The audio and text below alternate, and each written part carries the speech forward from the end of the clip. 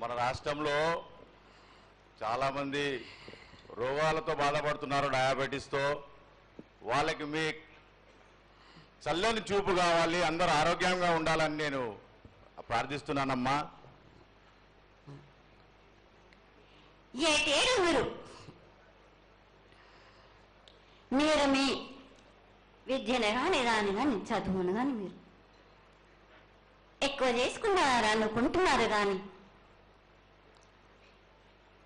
పురాతనం నుంచి మీరు సకాలంలో మీరు పాడి పంటలు ఇది వరకు రాక మీరు పండించటలేదు కాదు బాలక.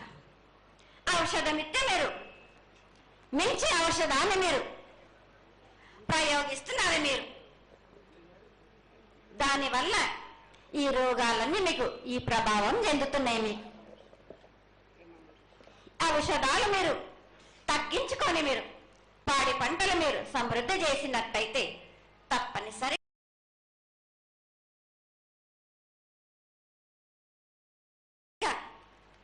అనారోగ్యం అన్నది తగ్గుతుంది బాలక.